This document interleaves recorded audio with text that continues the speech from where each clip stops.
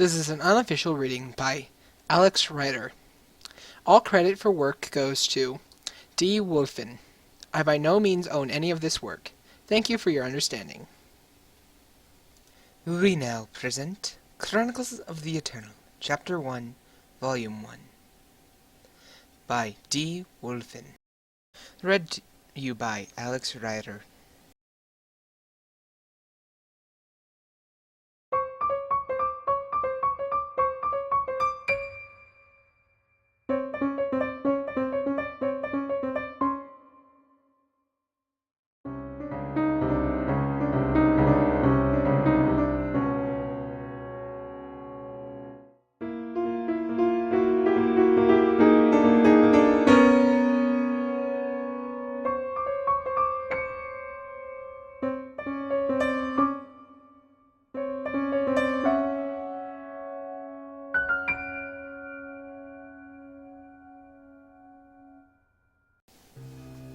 The blistering midday sun burns brightly in the sky. A few inkly gray clouds hover over the horizon, bringing news of a coming rain across the cracked wasteland. Several yellow shrubs sway in the hot breeze, excited for the water to come. Sparse vegetation and rock surfaces extend as far as the towering mountain lens of miles away. Mutated animals, some as small as rodents, others as large as buildings, wander the land in solitude or in packs. Several people are in combat with these creatures. The smell of gunpowder, the static from charged ions, surrounds them as they discharge their weapons at the monsters. From one person in particular, a vivid blue circular symbol full of complicated patterns and formulas materializes into the air at his command. This symbol activates immediately and emits a hazy mist of ice that slows down the creatures around the man. The hunters had emerged from the nearby city, which does not seem to originate from this world. Stretching 30 miles wide and 47 stories tall, each level of the city is 100 yards high, causing the enormous structure to appear to pierce the heavens themselves. This is the Grand City Theory, one of the 17 grand cities spread throughout the world. Grand City Theory is a structure of cold steel, copper, and many other metallurgical metals.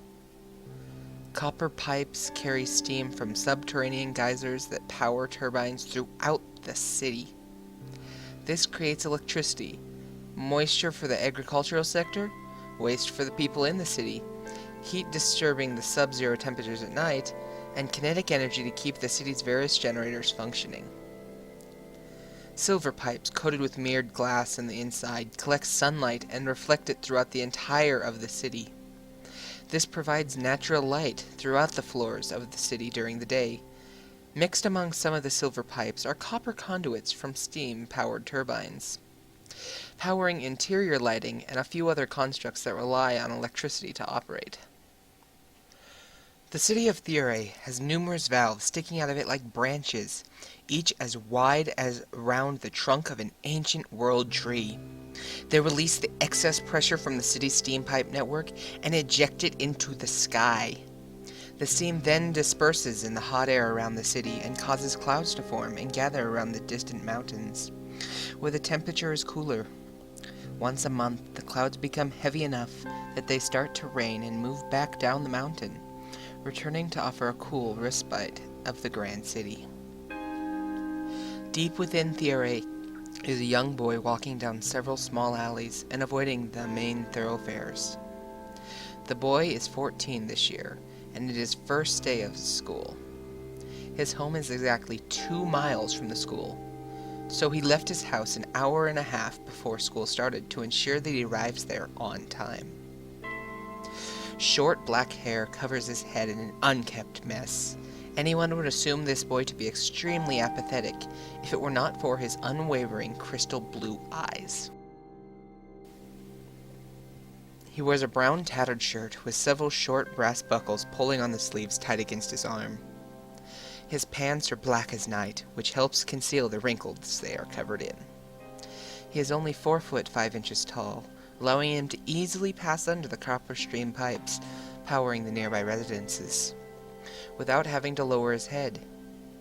In front of the boy floats a translucent map of the city, highlighting the path to his destination. He avoids the main roads to prevent unnecessary trouble. Unfortunately, he isn't able to travel the entire way to school through the back alleys, and has to use the main thoroughfare at some point. Oi! You're that goddamn soulless kid, aren't you? The hell do you think you're doing here? A gruff middle-aged man notices the boy in the street and calls out in disgust. The boy looks at the man without anger or humiliation and unhesitantly replies, "I'm on my way to school, sir." Ridiculous! They shouldn't let someone like you dream going to school. The man spits on the ground with an exaggerated motion and walks away. What? He's a soulless? Disgusting. He should just go straight to the Temple of Death. The person next to the boy takes a few steps away as the boy is contagious. The boy doesn't show any reaction to the man's gruff words and continues walking. This is what it means to be soulless. A person that is said to have no soul and lacks some of the crucial factors that makes a person's individuality. The boy quickens his pace as he leaves the area to ensure he is not late for his first day of school. Half-hour later, the boy arrives at the front of his school as he has been designated to attend. Theory School 116. The number 116 indicates the school is on the first level and is on the 16th school of that floor. He received a notification a week ago, which included a compilation of information regarding the schooling system and deposited all the items he would need into his personal inventory. At school is a large building of silver, steel, and copper plates. At the top of the central building is a clock tower. Twisted copper hands on the clock reveal the time to be 8:40 a.m. The boy enters the front gate 20 minutes early, exactly the amount of time he will need in order to register with the attendants and arrive on class on time. Multiple boys and girls, all 14 years old, filter in through the entrance of the school. Each and every one is being supervised by their parents. Only the boy who was called a soulless earlier is alone. The boy easily merges with the lines of people and awaits to enter the building. The line appears to be long, but speeds at which students are processing and sent to their respective classes is extremely efficient. 10 minutes pass and the boy is standing in front of the admittance desk inside the building.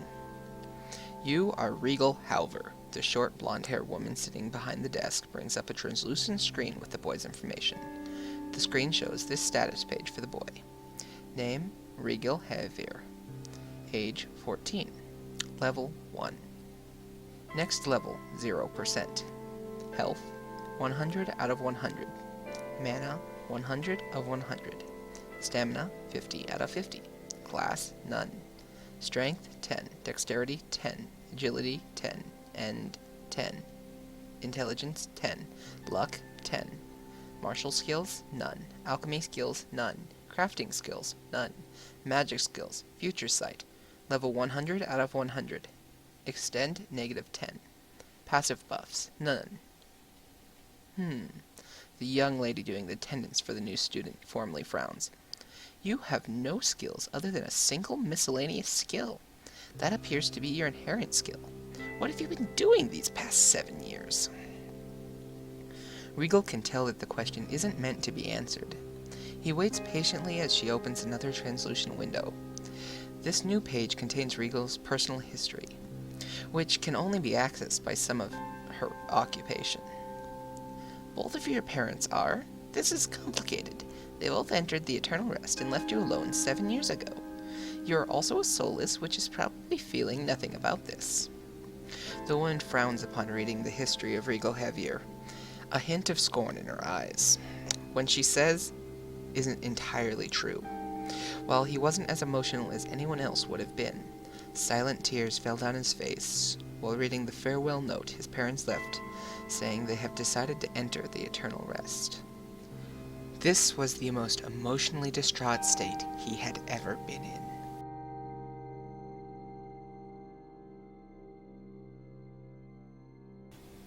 And this will conclude my reading of Part 1 of Chronicles of the Eternal, Chapter 1, Volume 1. Thank you for listening, and I would ask you to come back next week when I'll be uploading the next part of Chapter 1, Volume 1 of Chronicles of the Eternal. Thank you for your time, and have a good night.